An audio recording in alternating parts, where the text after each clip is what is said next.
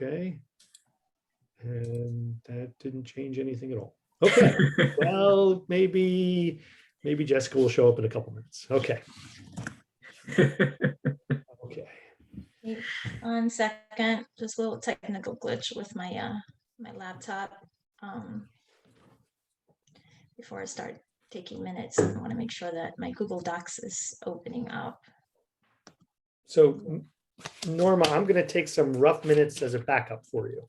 Yeah, Okay. thanks. Yeah, I normally use 2 laptops so that I'm able to type in one laptop and be on camera in another, but that other laptop's not working, so I'm just gonna. No problem. So if there's anything you're not sure on, feel free to check in and I'll hopefully have what you're looking for.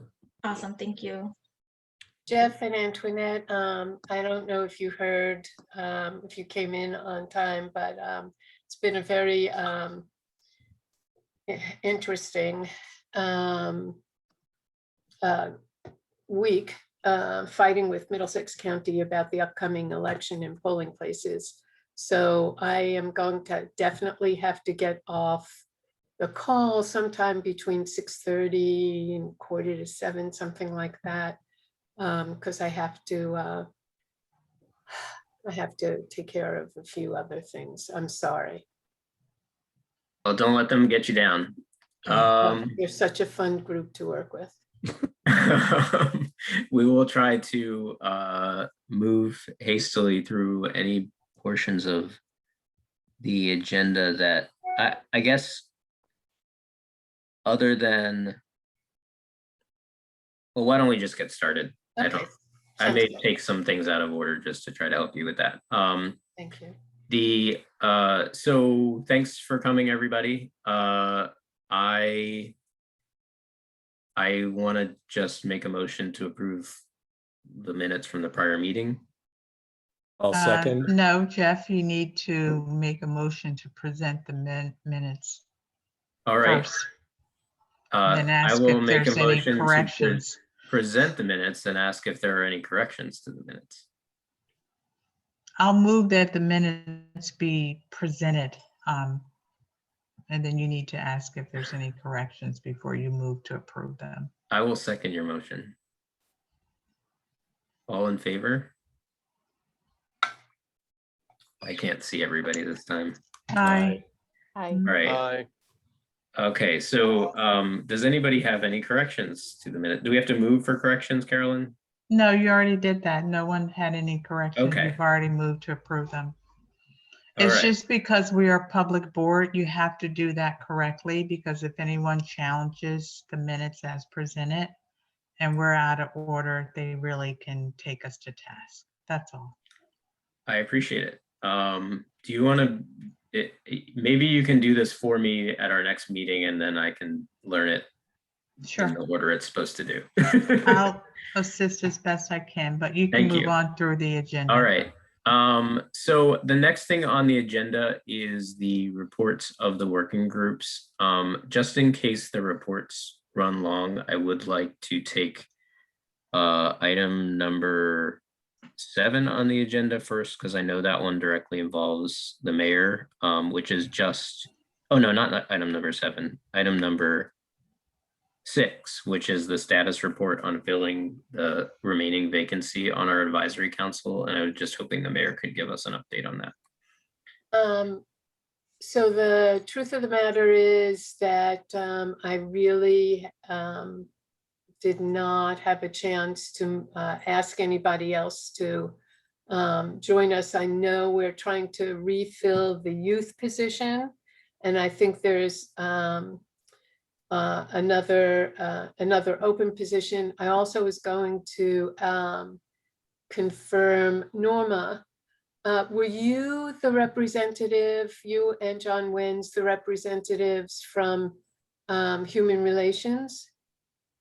Yes, So are you going to stay as the one of the representatives? I would like to, yes. So we need to have one other member of the Human Relations Commission join you as the liaisons to this committee. If you have some suggestions, I'd be happy to hear them. So as I understood at our last HRC meeting was that there were at least 6 new HRC members that I have not yet met with. So we haven't had our first meeting after I was voted in as chairperson. So I would like to wait until that meeting so that we can present this idea and see who would be a good fit. Okay, I'm for this okay council. with that. Does that work for the 2 chairs? We'll wait as long as we need to get the right person to fill the vacancy. Agreed. Great. All right, so I'll go back to the order of the original agenda and start with some reports of the working groups. And I will say just the agenda may look a little longer than our usual agenda, but I think these next few items are all sort of related to this question. So I will start with the working group that I am on, which is the Policy and Procedure and Investigations Working Group. Hopefully I'm giving that the right name. There's 2 updates. One is we were able to obtain from the Chief of Police the full set of policies that the public is allowed to see. There are a few policies that are secret because they involve security responses like bomb threats and things like that. Not really what we are focused on here. So we have a set of policies and procedures that we can start reviewing as a working group. And we also obtained a list from the chief of the policies that are being updated. I'm sorry, Norma, did you have something? I'm sorry, I missed. This is the policy work group that you're referring to? Yes. Okay.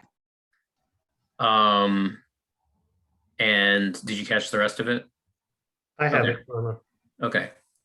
So there is a list of policies that have been highlighted for review. And I thought one that was particularly of interest to this advisory council is that the police department is currently reviewing and revising the policy on incidents with emotionally disturbed persons, as the police call them.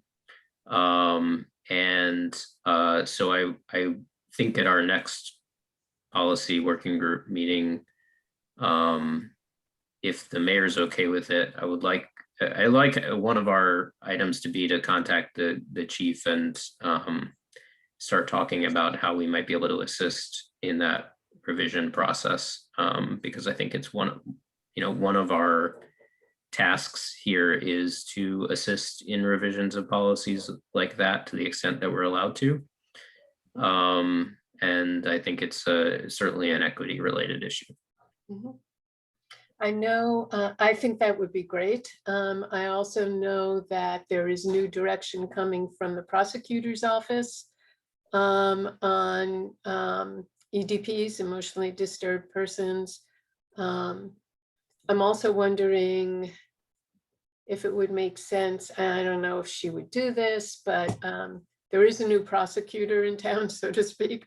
It might be very interesting for her to meet with us and share some of the things that she's working on, because I know she wants to make some changes.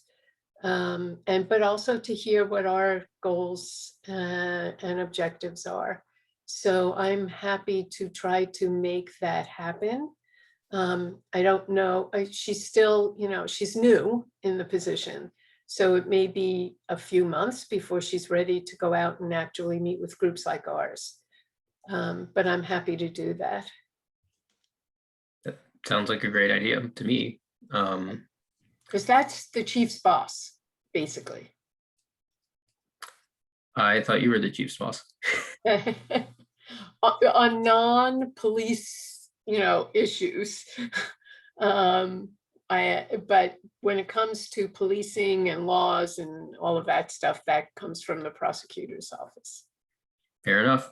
There's stuff I can't get involved in. It certainly seems like there's worthwhile conversation we could have with the prosecutor, and unless anybody has any objection, it sounds like some meeting you might be able to set up for us. But to peg it for a few months from now when she's ready to do that, I don't have a problem with that. Yeah. I'm sorry, Mayor, who was the prosecutor? Her last name is, I want to get it right, I think it's Ciccone, Ciccone.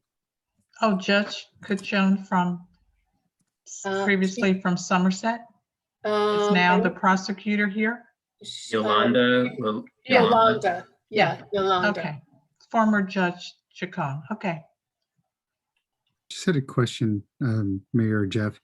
In which, like, what were some of the concerns and sort of the directions you got a sense of in terms of the ways they want to revise or expand on the policies?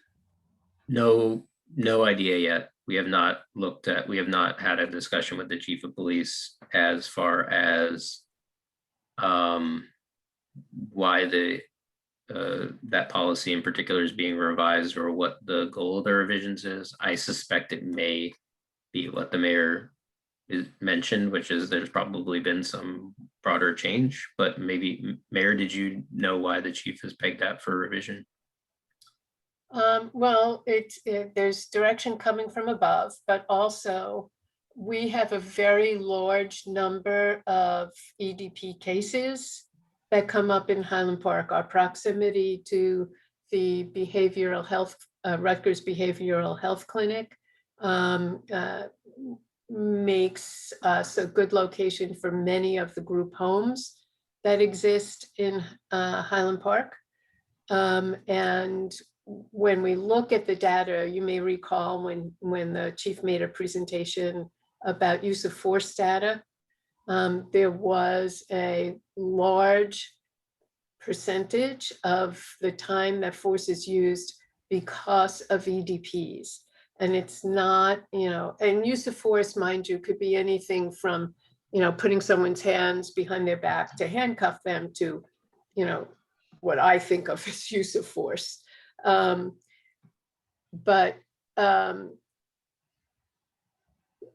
knowing that an officer is going into a situation that involves an EDP, they can be better prepared with some of these new devices. And Elsie can probably talk better to the new SAFE program that has already been instituted as far as children are concerned. Elsie, do you want to fill us in? Well, this month is Autism Awareness Month. That's one, and also mental health awareness. And we received a number of devices. The first set we received was to deal with children with autisms, and they receive a complete kit that they will have, that they can use when they go to a situation like that. And they have been taking courses on to identify some of the cases that's visible, or if the person is agitated, they can identify what's going on with that individual based on the training that they've had.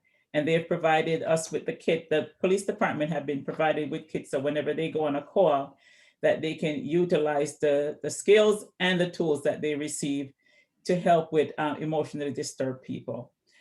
They are working on other pieces that they will have in place, and they're getting additional training to deal with EDPs.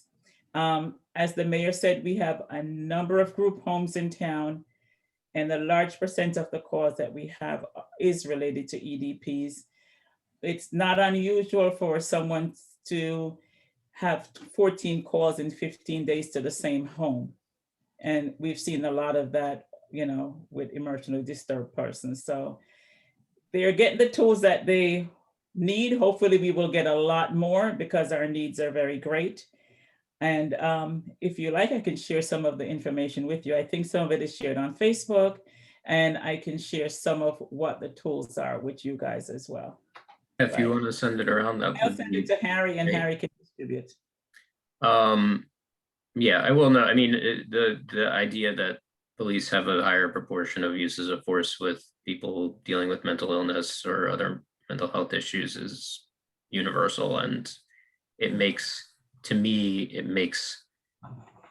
ensuring that Highland Park has an up-to-date and responsible policy for that issue just a really top priority for a group like this. So I think it will be interesting to see what the existing policy is and to have a discussion hopefully with the chief about what he wants the policy to look like, and maybe we can, work together to make it really good policy. There are a lot of, one of the things that people have talked about a lot in the literature and that kind of thing is just making sure that the police involvement with people going through mental health crises is only used when it's actually necessary, and that there are other people besides police that are oftentimes better equipped to handle those situations. And that is certainly something that we should be talking about, I guess, as a group and as a community. I totally agree with you that yes, the police shouldn't be the ones that's out there doing it. However, we have an agreement, a quasi agreement, I should say, with Rutgers, and Rutgers say that they're here to help us whenever we encounter one of these situations. The offer is great, but they're not there when we need them, so to speak. We might put a call in today and get a call 3 days later saying, hey, we're here to help you now. We need the help today. So, the governor had talked about expanding programs with an emotionally disturbed person. They're looking at a comprehensive plan to deal with situations like that. That's needed like yesterday. Those kind of plans are really needed yesterday, because the need is for us is urgent and it's great. And officers should not be placed in a situation where they have to evaluate, because sometimes, as we have seen, no secret that they say it's one thing, but it's not it's really not that. And I would really like to see a plan that comes from the top, even from the federal government, where they put a policy about who should be dealing with emotionally disturbed persons once they identify that there is a problem. But we're working on the bootstrings resources that we have. We work with Rutgers, we work with people who are available to help us at that time, and we provide training for our officers, but it's still not enough, because that should not be their jobs. Right. And I just had a question, Councilwoman. Is the toolkit like part of a statewide program? Is there like part of a federal program that? Yes, they receive a grant for this toolkit from a state grant program. But that's just a drop in the bucket. It needs so much more, because one of my pet peeves with having officers deal with people who are emotionally disturbed, it's a woman, I remember her because her name was Eleanor Bunkers, and she lived in Brooklyn at the time. And they went to her house, and she was having a session or emergency, and they just opened fire, and she had a knife in her hand and they killed her. I never forgot that. That bothered me. That has happened maybe late 80s, and I still remember the woman. And, that's one of the things that disturbed me about people with mental illness, and they call out for help, and this is how they're treated. So I can't say enough in support of getting all the resources or not having officers deal in those kind of situations. Yeah, and I may have told this group this, but when I spoke with Rutgers Behavioral, they see the problem is that everybody in the county calls on them to come out on these things. Mhm. And they just don't have the staffing, and the county actually cut back on their funding. And that's also caused part of the problem in terms of them being having someone available to go out on calls anymore. So that is another thing. I did bring that up with the new prosecutor, and she is definitely looking into that. But to Elsie's point, though our officers do go for training, you need to have someone who deals with emotionally disturbed people on a regular basis, involved to talk a person down. And that is something that is desperately needed here. We talked at one time, I may have mentioned this to whoever's working on the budget committee here. Hey, Steve. I talked at one time with the chief about actually having a mental health person on staff, which would be something that we would have to fund, But, you know, right now the borough has a social worker on staff who does help out when she's on duty if there's a situation that comes up that the police need her help with. But we don't have a mental health person. So there might be a way, Steve, as you look at the budgeting moving forward, for us to do some kind of a joint program where we might be able to hire a person or two people to assist both with residents who need the assistance, but also with the police department and be available for us. Yeah, one of the questions we have already in with the chief is kind of how much, personnel time is spent dealing with emotionally disturbed persons, so we can get a sense of what the impact on the police budget has been of this issue. That's a good idea.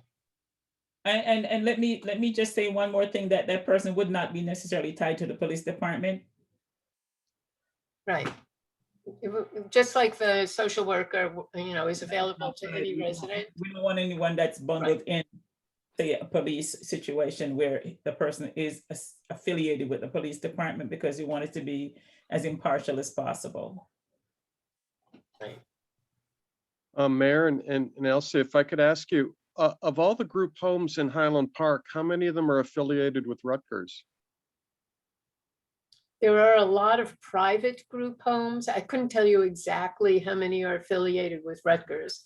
But what happened was when Governor Christie was governor, these group homes used to get funding from the state to have someone on staff full-time. But he took funding, a large portion of funding away from them. And so the problem is that you really don't have A, well-trained, or B, 24/7 on-site supervision in many of these homes anymore. Most of them are privately owned. And you I also think with the pandemic and staffing shortages, a lot of the group homes have not been able to have adequate staffing as well on site. Probably true. No, And that is true. That It is- that's no, that is a fact, that a lot of the hiring now is they're trying to find people, behavioral technicians to assist with group homes, not only in Middlesex County and Highland Park, but throughout the state. And they just have a staffing shortage. Yeah, because you'll see even in Highland Park, you go to the post office or go down, in our downtown, and you'll see people down there yelling and screaming, and that they're having an episode, but no, you're not equipped to deal with that. But you'll see people, like we had one particular woman here in town, and she kept on yelling that she has COVID and she wanted us to give it to everyone. So what do you do? So there's a huge need for the resources. Yeah. This may not be the time to have a full conversation about this, but I do wonder, with a town like Highland Park, where we have professionals of various types, whether there might be some opening to, we have and again, this is my ignorance about the way everything's set up, but we have a volunteer fire department, correct? And I wonder whether we could consider talking about making, adding volunteers of some kind, maybe putting somebody who's competent and paid on some basis in charge of it, but putting together a group of people who are actually qualified to deal with people who live here or live in the vicinity, so that there would always be somebody available to do stuff like this. Well, you would be setting the format similar to the group that helps women of domestic violence if they're going to go out and address those issues. But Jeff, that may be something that we would have to address in committee. Yeah, I mean, I don't again, we're now, 20 minutes into our group's report, and the mayor is already on a tight schedule. I just wanted to throw it out there because, as always, I just throw out the first thing that pops into my head. So I think that's it for our. I'm not going to belabor this, but I just want to share that right after September 11 happened, Carolyn, you may remember this, that the mayor at the time, they put together a group of psychologists just to deal with people who were going through this whole, September 11, it was dealing with anxiety. We had a team put together. However, as time went on, the team that got disbanded, but it's similar to what you're just proposing, is to look at the host, we're a town of psychoanalysts, so maybe we can tap into that and see what we can do. Anyway, yeah, that I appreciate that historical insight, which again, I don't have that. So does anybody, do I have a volunteer to go next with their working group report? I can pick up the budget one. We've sent out we've been communicating back and forth with the chief. We sent out a list of questions at his request to try and get deeper into the budget. And we haven't yet, primarily my scheduling issues, haven't yet been able to schedule a meeting to actually, meet with the chief and his staff to go through the questions. We haven't gotten a response from him yet, but that's the next thing on our agenda. Is just to get a better understanding of because the budget itself is very high level numbers. It doesn't really tell us very much. So we're trying to drill down, and most of our information is going to have to be anecdotal. We're not going to have data. Steve, are you able to send the questions in advance? Yes. Or you just? We sent them Okay. about 10 days ago. Okay. We sent them to him. Mhm. And because he had asked, when we were talking with him, that's what he had asked. And we put together a list and sent them out to him. And now the next step is to sit down with him and his staff and work through those and see what else what other questions the answers, establish. Your point about lacking data reminded me that I missed something important in our policy working group update, which is the other aspect of what we had been doing was asking the borough to put together redacted versions of internal investigation, citizen complaint investigations, and disciplinary investigations, or use of force investigations. And unfortunately, the report that we got back from the from the chief and the borough attorney via the Middlesex County Prosecutor's Office is that we are not allowed to see even redacted versions of those types of investigations. So we're sort of, we're not quite at a dead end with that, because the chief and the borough attorney have offered that we could sort of go through the outline of the process with the chief and ask questions about how the process works. But we're not going to be able to see any of those investigations in any form. Well, Jeff, it's my understanding that they said they would be able to supply us with the forms and go Right. through the outline, and then the chief could present to us based on various scenarios. So Right, scenarios. I think was that it. That's helps better- with, yeah. at least it gives us an opportunity for input and dialogue. Right. That's a much better way to put it, and a more positive way to put it, and I appreciate that. So that's now our full report. So Antoinette, did you want to do the communications? Can I ask a Yeah. question to Oh, Steve? sure. real fast? Steve, I'm sure the way the budget is set up wouldn't make it easy to figure out like what amount of budgetary resources are being used in the interactions with emotionally disturbed persons that we were just talking about. But I think if this group is interested in discussing alternatives to police officers being the ones having those interactions, it would be interesting to know like what, if they have any estimates, or if you guys can tease Yeah. out like what amount of their budget they're currently using for that, and whether that might be able to be used for one of these other alternatives we've mentioned. Yeah, one of the principal question we've asked around that is how much officer time is utilized dealing with emotionally disturbed persons. So it'll be a, we'll be able to sort of do a proxy to the budget for because most of the vast majority of the budget is, salary. So, we'll be able to kind of do a back of the envelope proxy if we can get a time,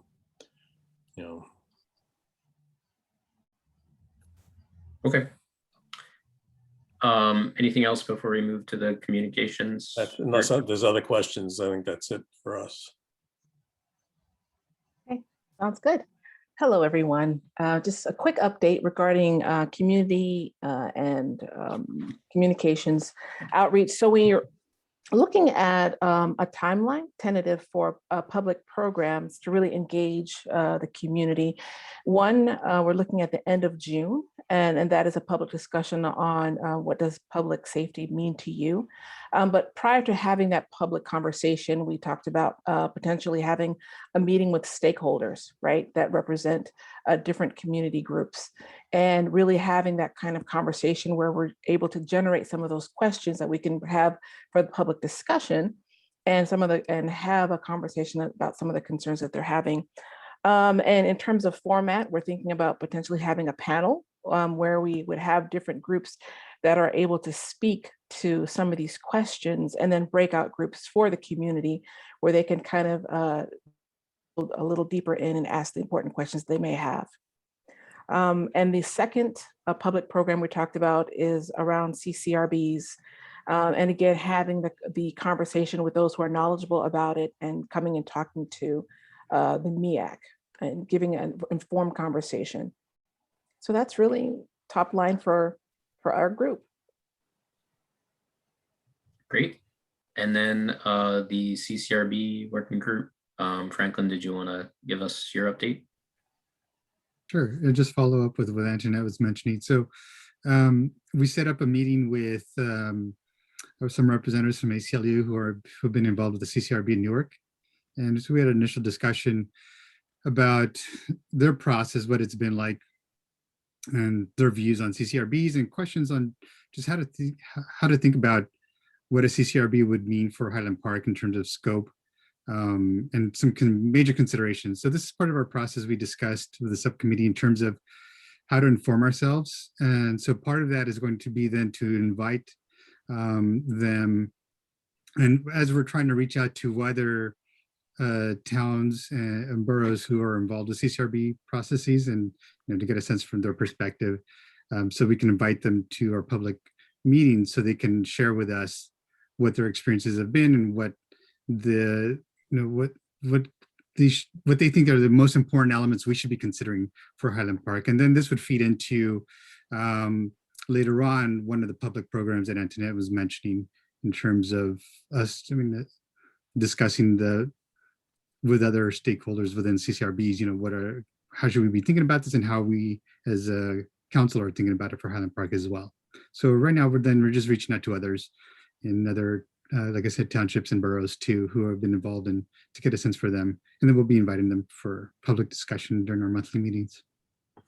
Franklin, the aide to Mayor Baraka in Newark, Shoshana, and I can't remember her last name. I don't know if Elsie does.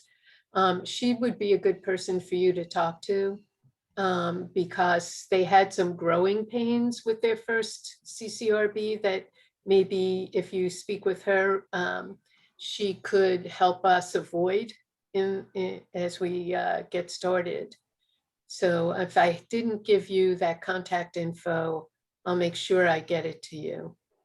Okay, thank you. I appreciate that, Mayor.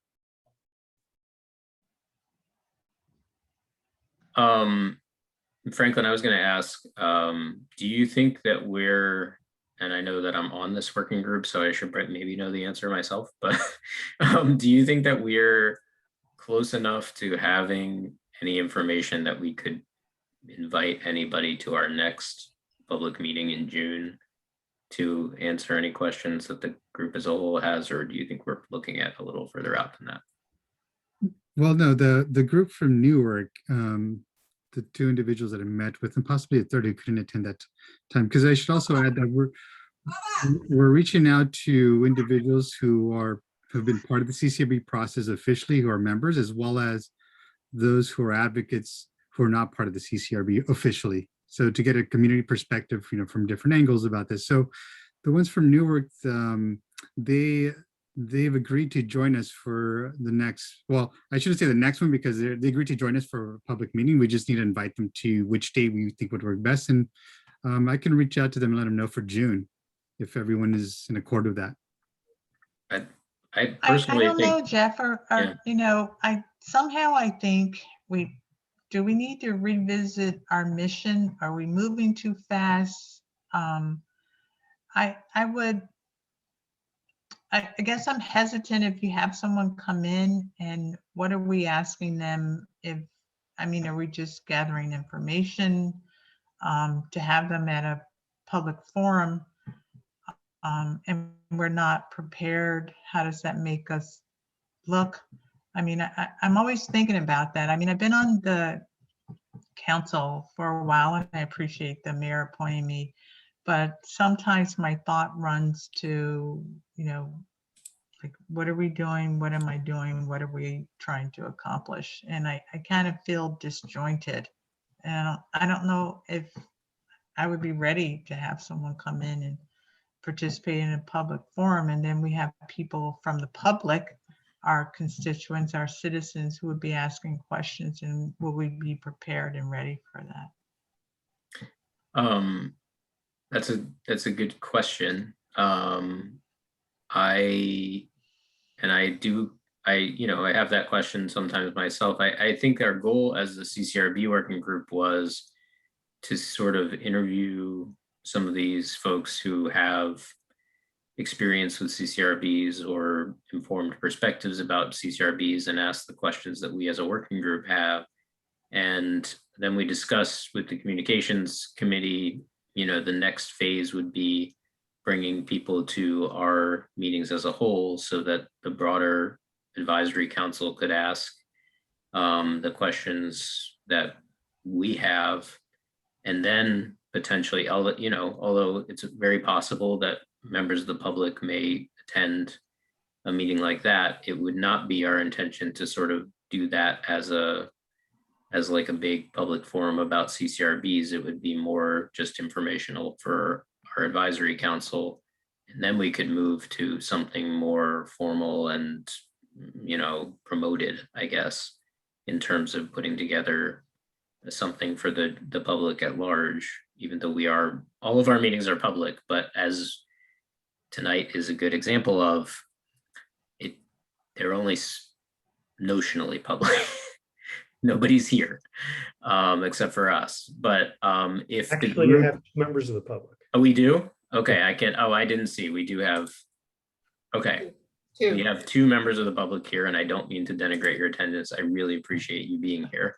But if we're trying to do like an open public forum, I just wonder whether the feeling of this group is that we all want to have some questions answered from people like that in advance of something like that, so we can make decisions about whose perspectives we need at a public forum like that, or whether this group is just sort of going to entrust our working group to do all of that scouting for us.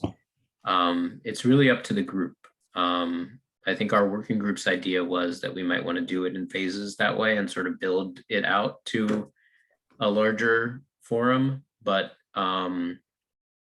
if you want us to do that work and then go public all at once with a larger opportunity for everybody to ask questions, we can do it that way. I'm open to discussion about that. So I think, in listening to the discussion about this, I think it makes sense in my mind. Look, you are all appointed because I have faith in you, that you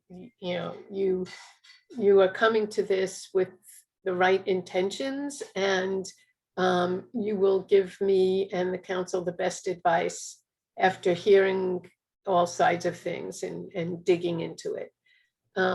So my thinking is that if the CCRB working group can really dig into this first and get all their questions answered. It could be both.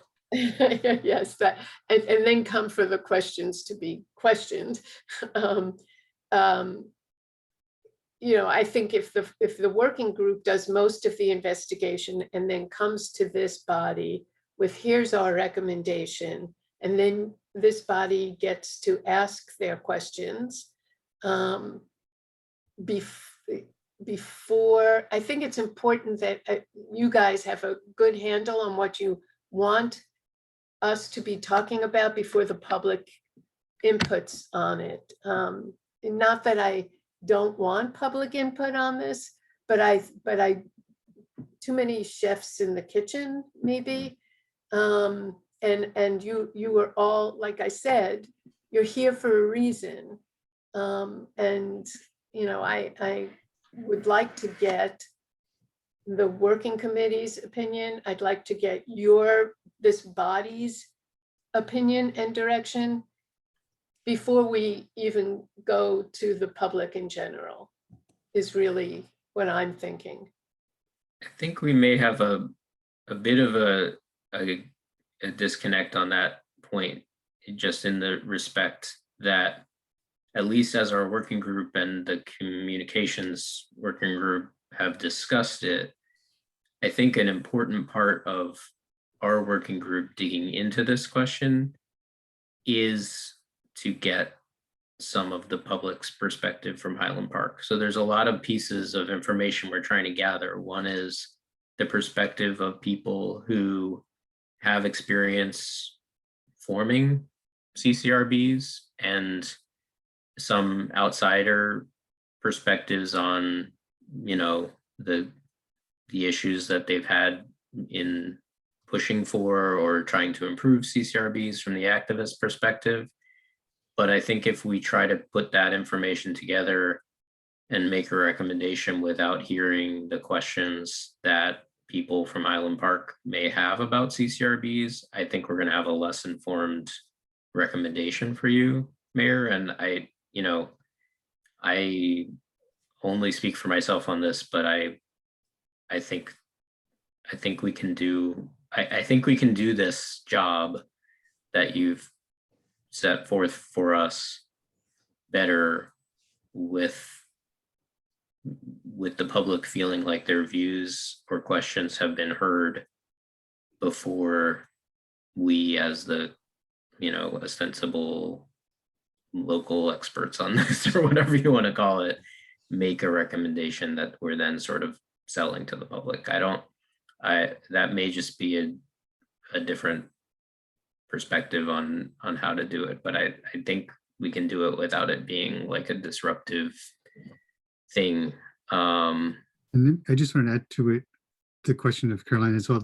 So like one of our concerns that we talked about with the communications subcommittee was how to, and this sort of gets to the broader question as well, not just the public's concerns or questions, but to what you're mentioning as well, is this, what we thought of this tier step was a way in which we can get questions from all council members as well, the advisory council, that is.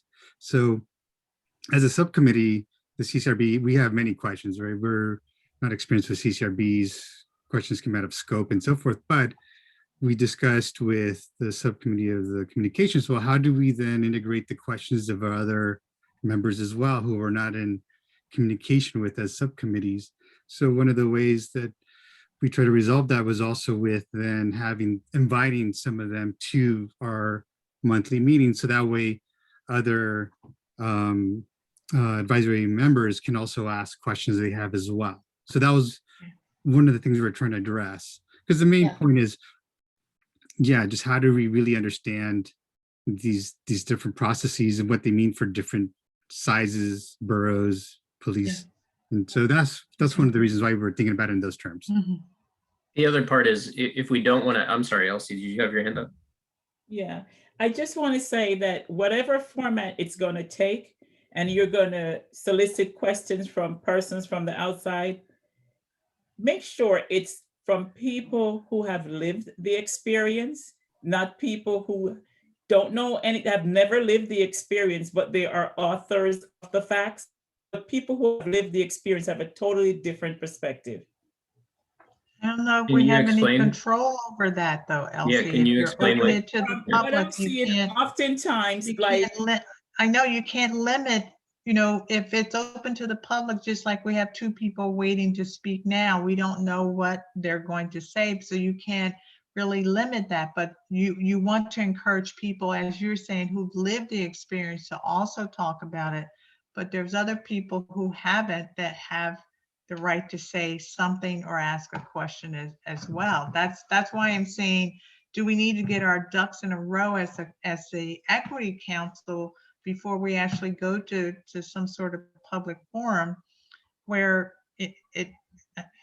I don't know, the perception is that, do we know what we're doing? What's our mission? What's our goal? What are the, what are they doing? What do they want to accomplish? That's all I'm asking for. Have we done our groundwork?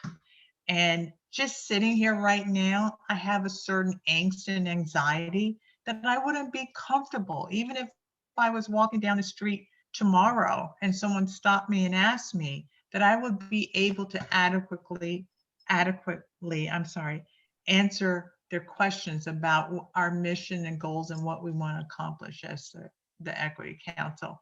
I'm just saying we're just in the infancy stage. I don't even see us as a toddler. I still see us as trying to get the information we need. Jeff just told you, the chief said, just based upon new information in April, that we're not allowed to get redacted reports.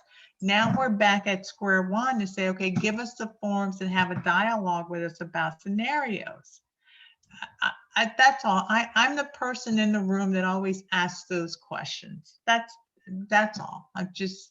That's who I am. And that's Carolyn, just, I agree go ahead, that Elsie. those questions are great and they should be asked. But from my lived experience, I've always had persons who have never been in my color or my skin for one day, and they feel that they're the author and the finisher of how we act, how we feel, and how we behave. And they may Elsie, I don't even have their time for textbook to add, and that's fine that they have their textbook. I live it every day as you do. Every microaggression, every person who looks at me, every person who slights me, every person who has an interaction with me. I understand that, but I'm just saying there's also people, we're going to get those people who think No, I'm not saying not to have them. I'm saying let's have them, but have people who have had, like you and I, live the experience. Let's have those who have to add and those who actually live the experience, because the person who haven't lived it oftentimes is the loudest mouth in the room. As That's the what I'm loudest, saying. So yeah. if you go to a public forum, you can't limit that. You're going to get both. can I make a suggestion? Well, that's- both. You're the- going to get the- both.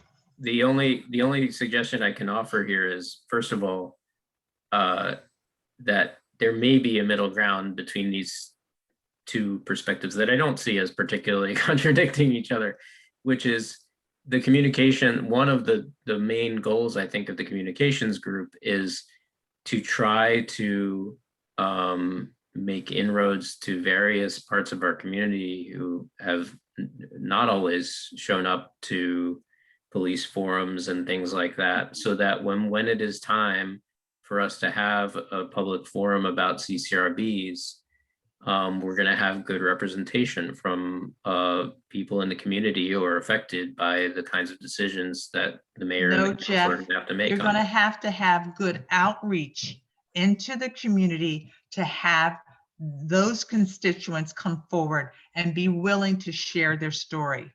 Absolutely. I If thought that's not, what I then said, you but are going to get the people that Elsie is talking about, who's going to come and say, they know what it is to be Black. No, you don't. But I'm just saying, we as the council, and I'm really adamant about this. How do we have a public image in this town to say what our mission and goal is and what we want to accomplish? Because people are going to judge us by that.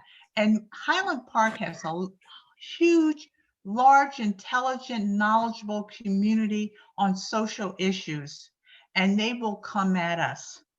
And if we don't look good and we don't have the answers, then we will not look good. And they will But- take to social media and say that we don't know what we're doing and what we're trying to accomplish. Well, I I'm think just just, saying just for that I'm reason, done. though, I'm That's it. sorry. I'm just putting it out there.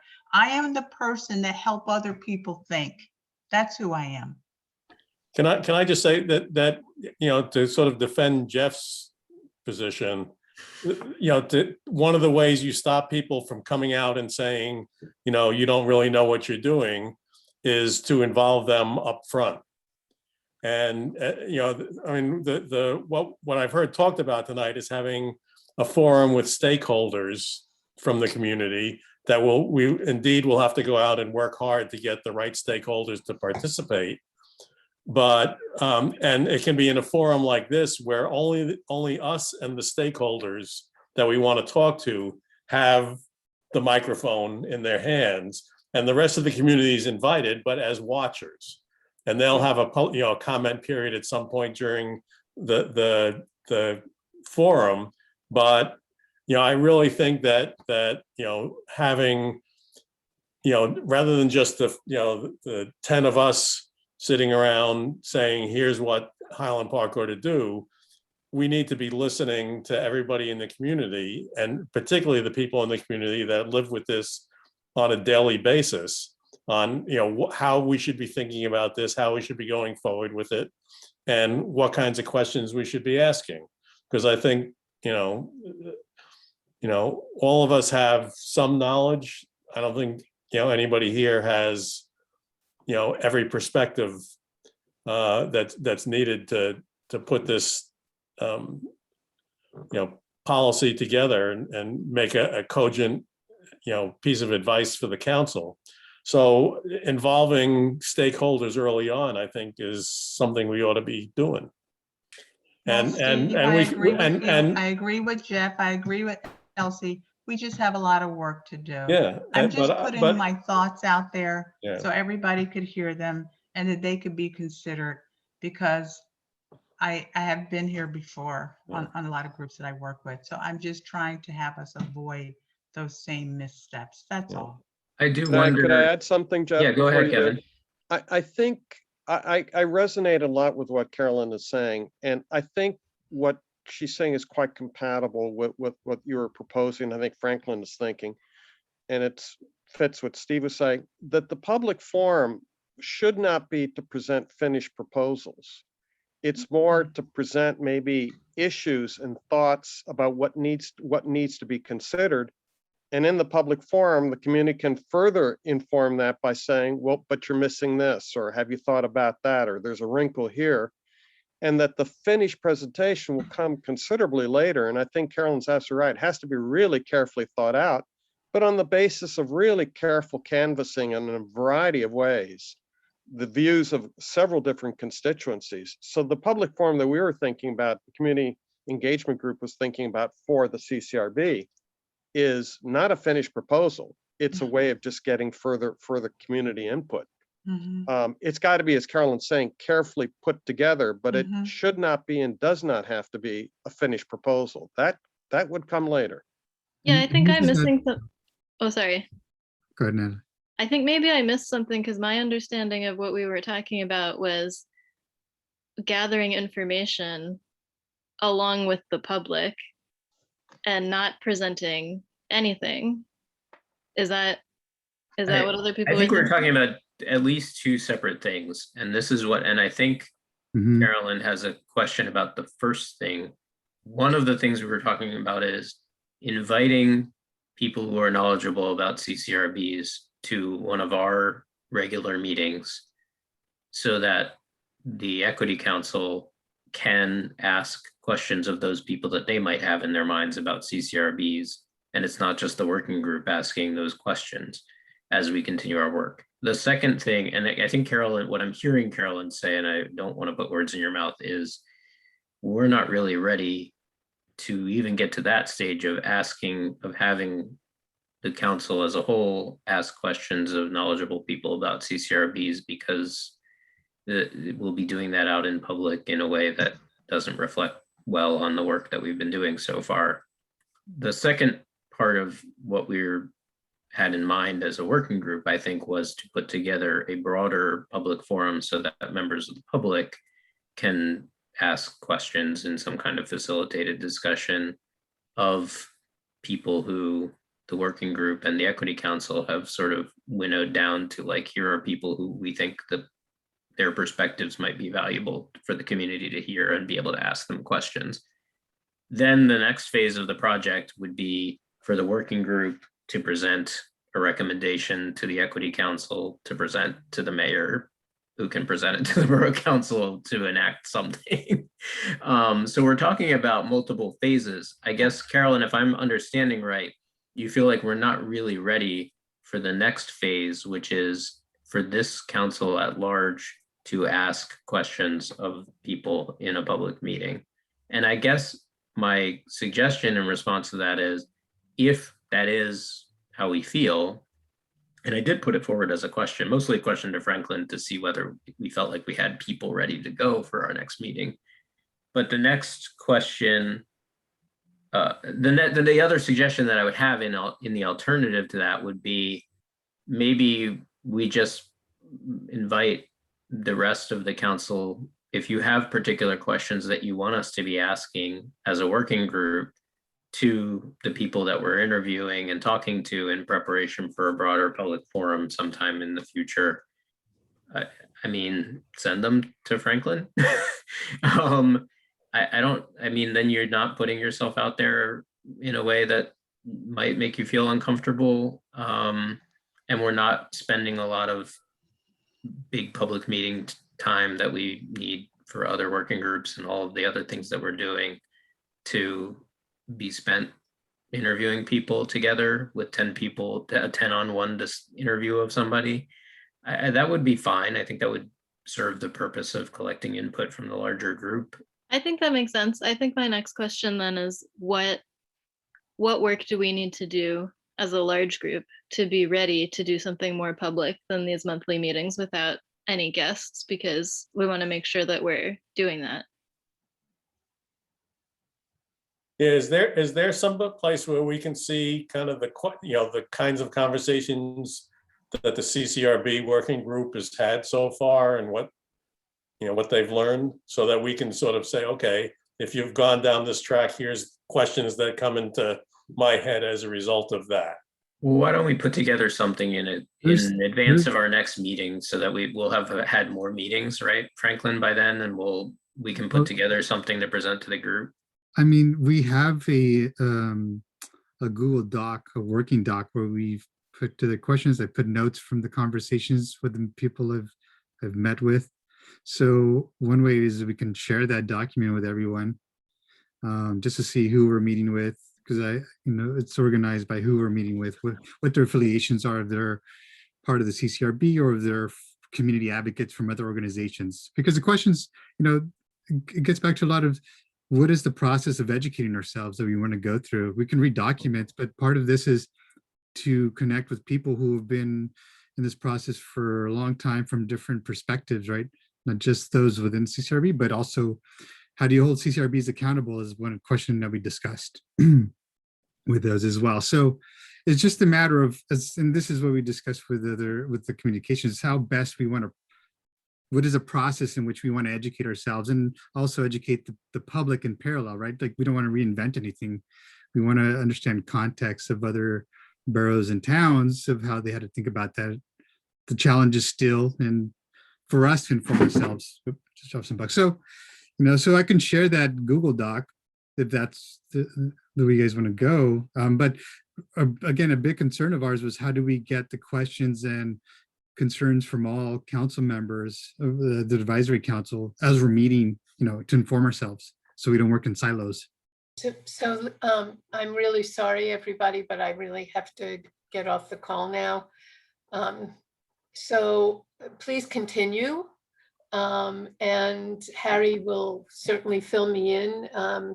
Antoinette and Jeff, feel free to call me with anything that comes out of this that I may have missed. I think the discussion about CCRBs is extremely important because that's one of the things we must really accomplish at some point. I don't want you to stop having the discussion. I just want to say one other thing in terms of involving other people from the community, and that is you are each involved with different groups in town. And it would be really helpful if you could each reach into your network of people to encourage them to come whenever we do have this open meeting about it, so that we do get perspectives from really different pockets throughout the municipality. Okay, Thanks, Mayor. Thanks for staying as long as you did, and good luck with whatever it is you have to do. thank you. Bye. So have we finished the report of the CCRB working group? I again didn't mean for it to get quite that lengthy, but I think we've made some progress in terms of getting some perspective on where we go with it next. My suggestion is, if you do, I mean, Franklin, I don't have a problem with you sharing the Google Doc with the group.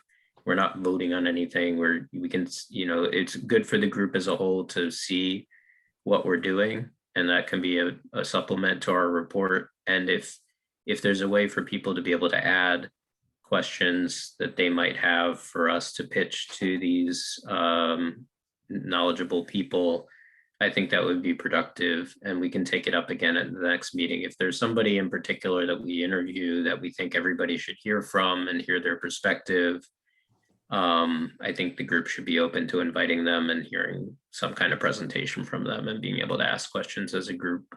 Because, and Carolyn, the reason that I want to do that at some point is what the mayor just said. It is one of the main things that she put this group together to work on, is my understanding. And there's some, I think that the mayor and maybe the borough council feel some urgency to it. So I don't want to get ahead of where we actually are from our knowledge base. But if people come after us, it's going to be for at least 3 different reasons. One is we don't know enough to make the decision and we're doing a bad job. But there's also 2 other things. One is that we're not involving the public enough and not getting their perspective.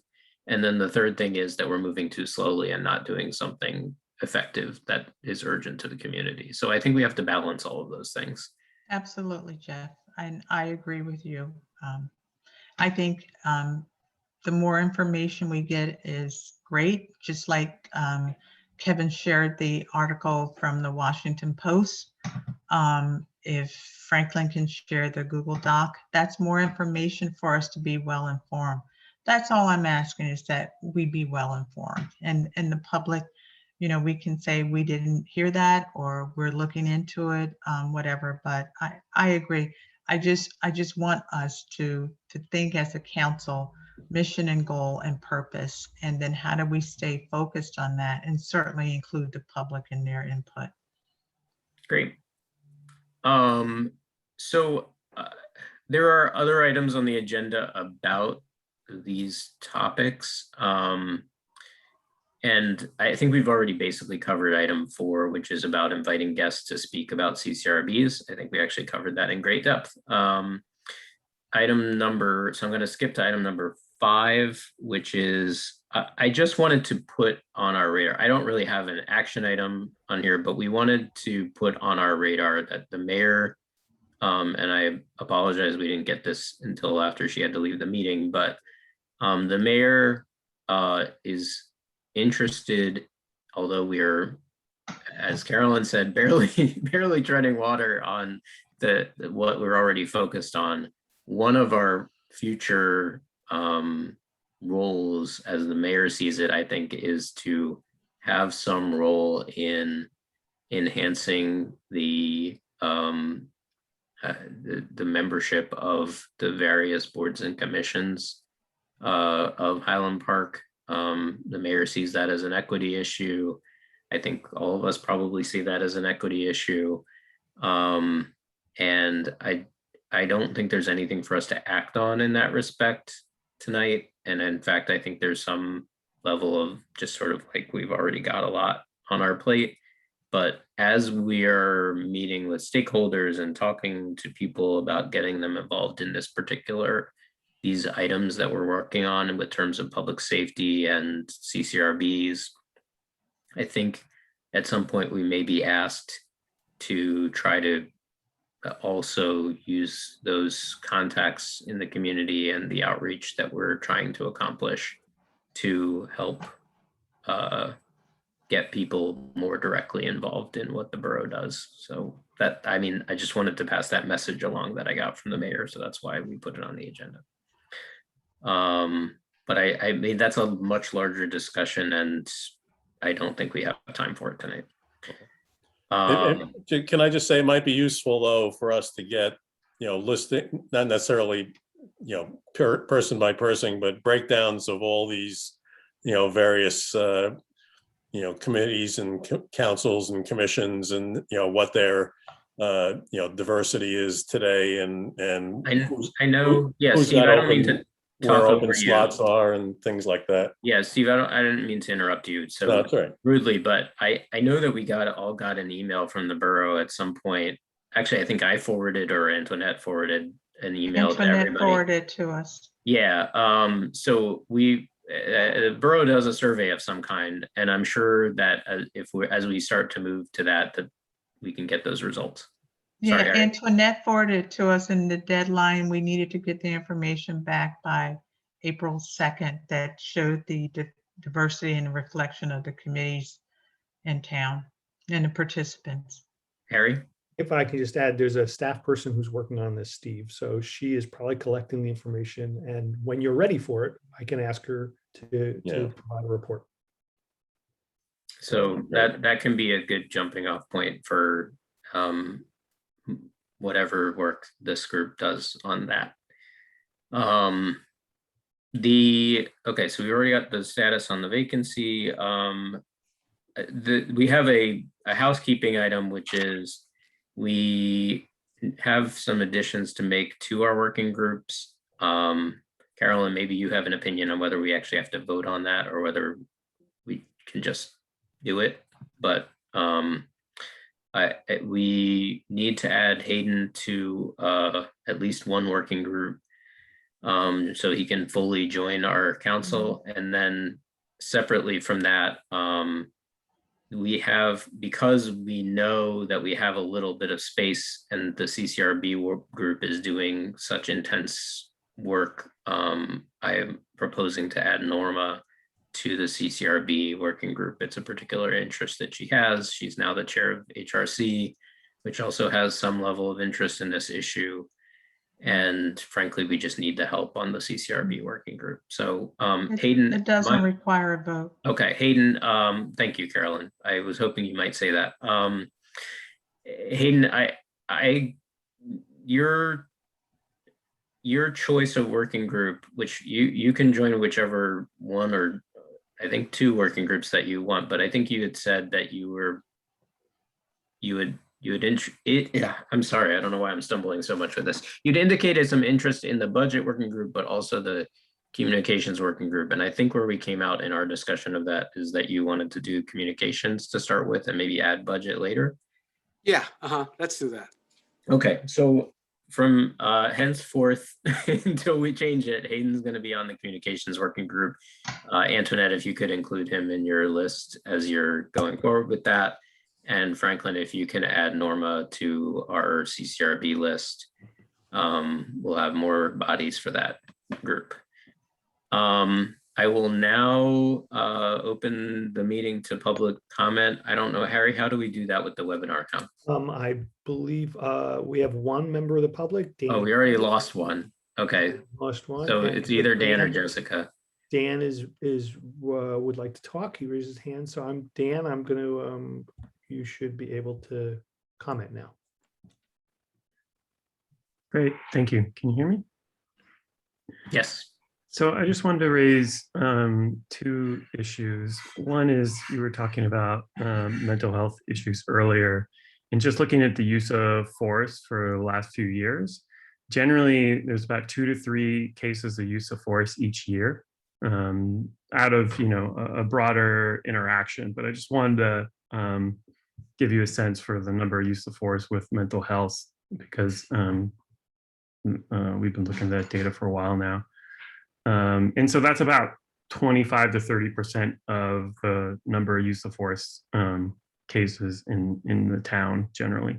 And so, if you're thinking about budget issues, and that's not the number of interactions, right, that the police have, but that's how many end up in force. But I think if you're thinking about budget and how much workload, then I think it's important to kind of go to some of the data and think about, like you were saying, how much time, and since we had some of that, I just thought I'd share it.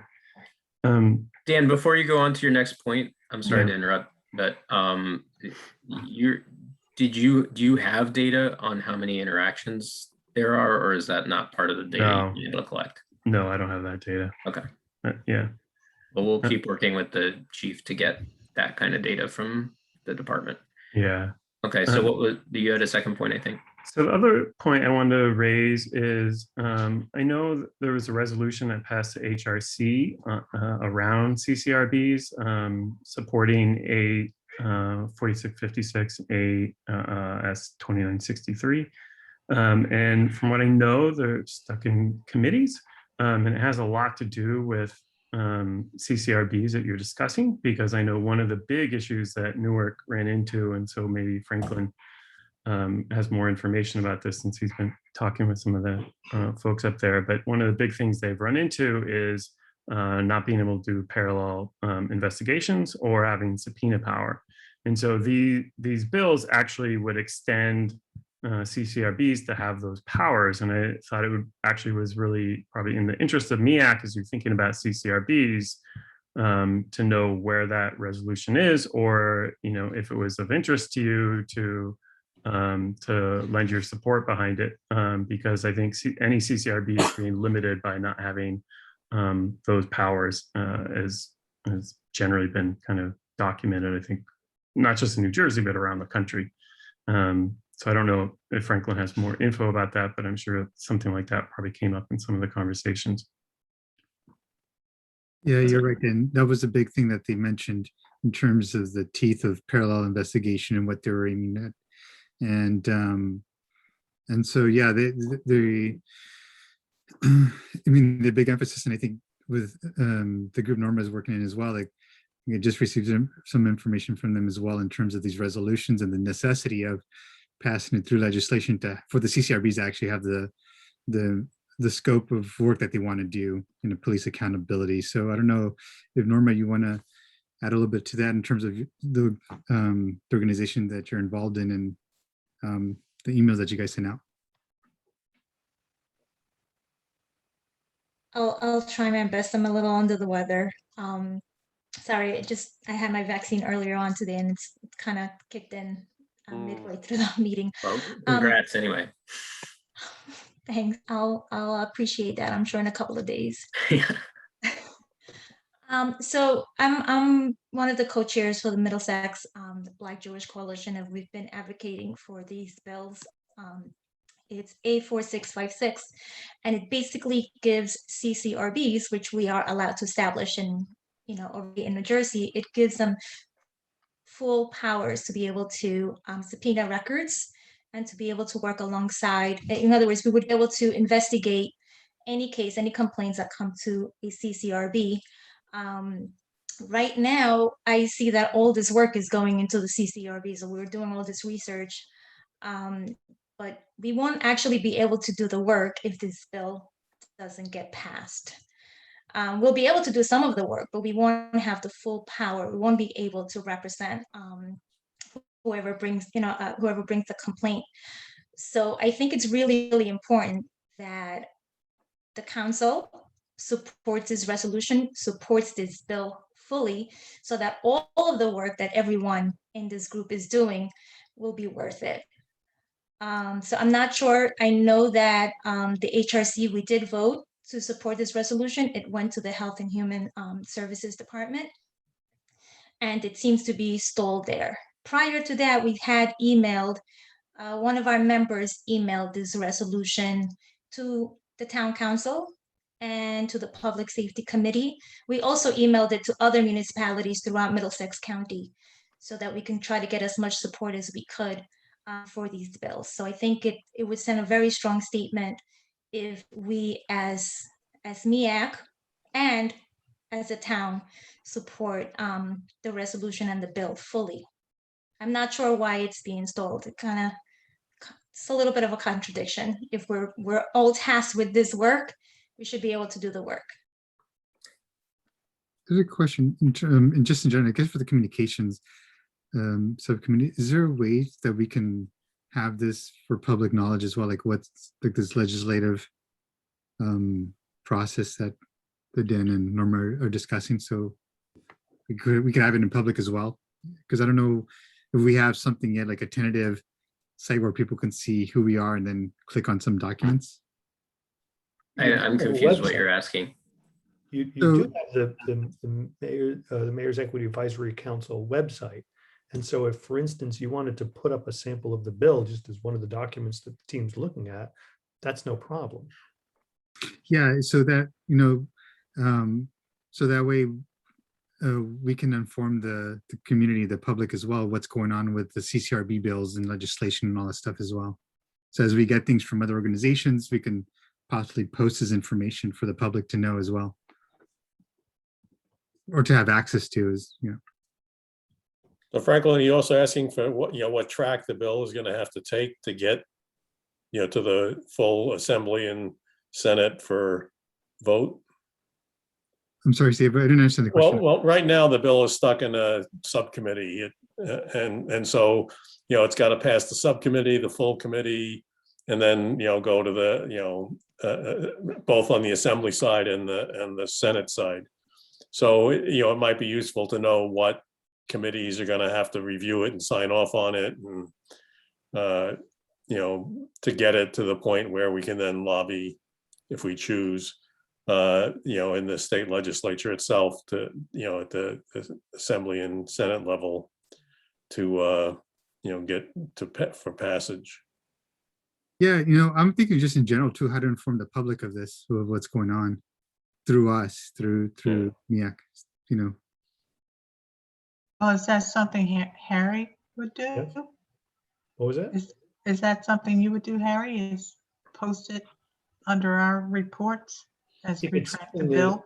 If it's something the committee's discussing, then I would think it's appropriate that we have something present on the website.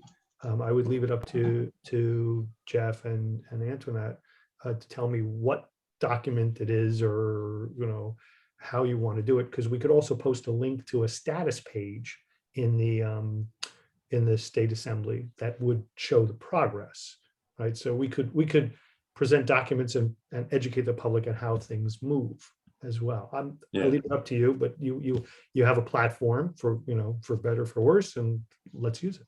I think that's a great idea, Harry, because I think that'll just show them exactly where we are, where the state is in terms of legislation. But I think it may be helpful, because we're talking about this resolution that the HRC has passed.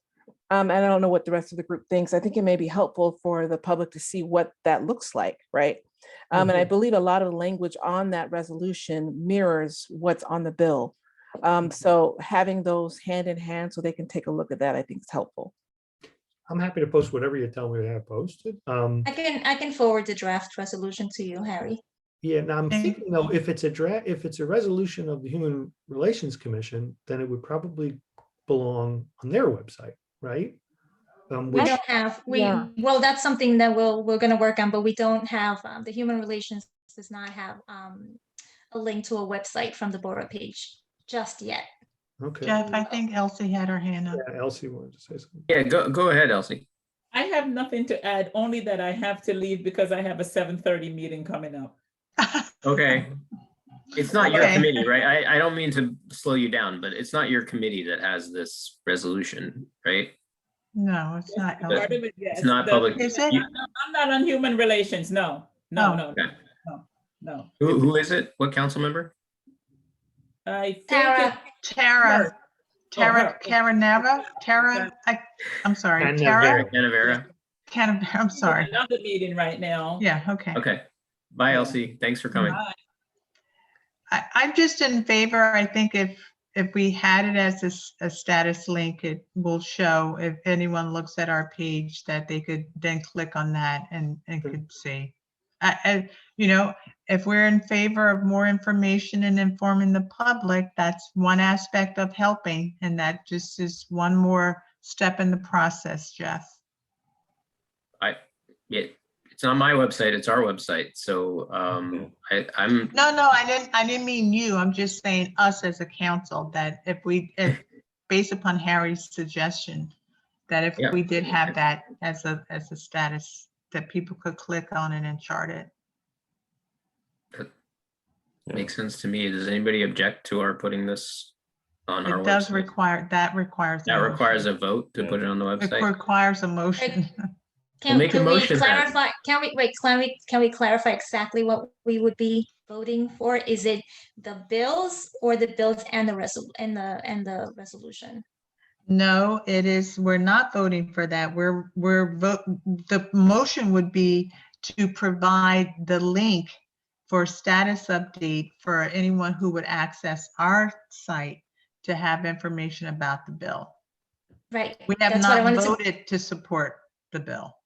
Can I I make know, a suggestion? that's why I then was before you clarifying. do I something? wasn't sure. Thank you.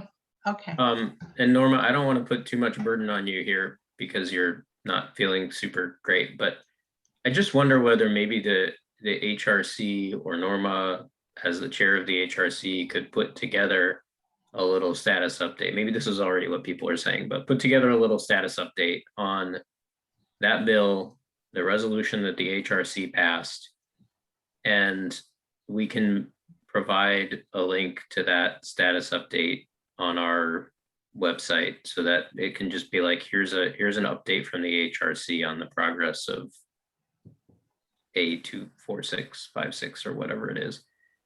Or we could put a link to the bill itself and its status and the resolution the HRC passed or whatever.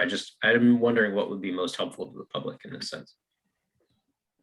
I mean, I have a meeting this week with the mayor regarding the HRC and how we're going to move forward.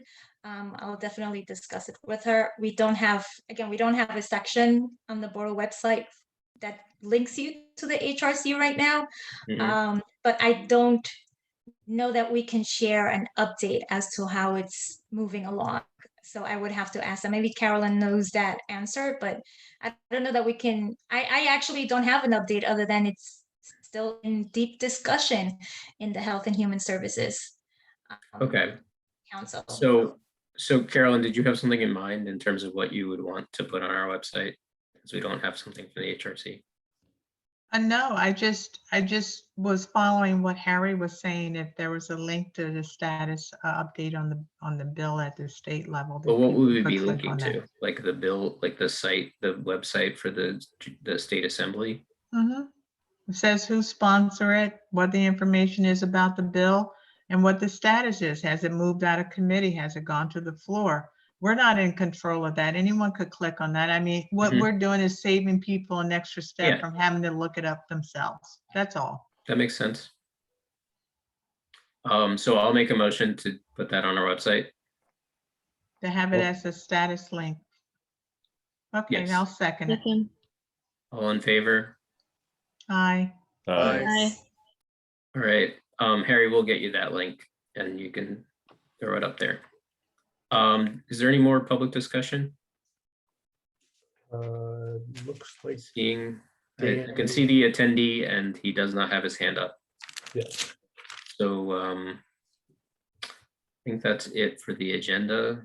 The next item on the agenda is to adjourn, and I am blanking. Carolyn, what is the proper procedure for us to adjourn a meeting like this? You just make a motion, but if I could just say something, I think with the committee reports, what would help us before our next meeting in June is that if the committee chairs could share that information with Jeff and Antoinette, so we have all that information ahead of time instead of waiting for the next meeting, I think we'll have a more informed and beneficial discussion. So you want written committee reports? It doesn't have to be written. It could just be a brief summary, but I think that helps us instead of waiting until the night of the meeting to get those reports. So if Franklin has an update of who could come and speak for July or maybe August for CCRB, we'd have that information ahead of time and know that that was going to be part of his report. That actually help us in working, and then we can be a lot more productive. That's what I'm suggesting. Yeah, I was actually thinking that, you know, the budget committee ought to have a budget doc, you know, a Google Doc page as well that we could share with the rest of the group, so you can see kind of where we're headed and what we're doing. I mean, I think that's a good idea for all the groups. I agree with I think Carolyn. it's just helpful. We Yeah. are the Equity Council. So if Franklin knows that he's done with his committee work, let's say May 31st, he could just send here's a blurb. This is what I'm going to report out at the meeting, so that we can be prepared to ask questions of that. And then it's just more productive. And I think that that's going to help us get to those next 2 steps that you spoke about, Jeff. You know, planning, getting the public input, doing the outreach, getting the public input.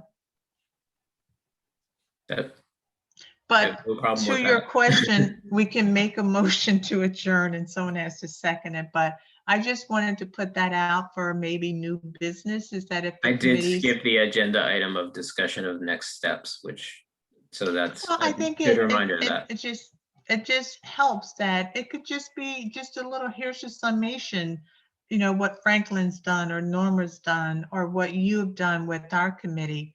And then we could be prepared to ask questions instead of just now getting the report from you tonight and then trying to formulate questions to that. I have one question about that, which is, do you want, so if we're gonna do reports like that in advance of the meetings, do you want them to go with the agenda to be posted on the website before the meeting so that the public can see what the committee reports are gonna look like as well? Harry, Is How that much- something I can, I mean, it just, how much work is that? I mean, there Because needs it's to only be a summation. It's just to say, this is what we're going to report out at the meeting. as long as we get it with some lead time that we could put it up, right? At least, let's say, argument's sake, 2 business days, right? Then I don't think there's a problem with putting it up. Here's a suggestion, Harry. Could you ask Ed what our process would be if we wanted to do that? For subcommittees, For the subcommittees to send out their report brief before our formal monthly meeting. Because then he So- could say, is that to the full group here, or is that posting it and the public sees it before the group has seen it? no, it is you ask mean? Ed if the Okay. subcommittees can send report to only the Equity Council. can I just, So Okay, that we all can right. be prepared for the monthly meeting. And if he says, no, you can't do that, it has to be posted for the public, then we'll have our answer. far be it from me to object to asking a lawyer a legal question, but I did just want to note, Carolyn, because it came from what we discussed at the very top of this meeting when I did the minutes wrong. We have been directed by the Borough Council to behave as if we are subject to the Open Public Meetings Law. We But are. that is a direction from the Borough Council. It is not our legal obligation to do that. We are allowed to, you know, we are not technically a public board or commission that actually has to comply with that. Okay, so then So you we can just do what answered our we're question. doing it to involve the public, but Ed can advise us certainly about how we should behave if Mhm, we're gonna continue to be consistent with that. So I mhm. don't have a problem with that. I just wanted to make sure you understood and all of us understand. We're doing it to make sure that we are complying with the borough's Right. direction to do that. If we slip up here and there, we are Mhm. not gonna hopefully Be not get held sued. with it. I'm only saying so that the process can go smoothly and that the work is being done. So if Franklin gives us just a blurb and says, hey, this is what we did, so that I'm prepared when I look at it to say, oh, I have these questions I can ask at the meeting. Instead, tonight, when he gives his report about CCRBs, going, well, wait a minute, who are you inviting and how are we going to do that? And I mean, that's all I'm saying. It's just process. It makes sense. But to that effect, if I can make a motion for the meeting to be adjourned. Second. All in favor? Aye. All right, bye, everybody. Hi. Thank you, everyone. Very, very fruitful, very great discussion this evening. Thank you. Thanks, Thank Carol. you. Good night, all. Good night. Feel better, Norma. Thank you.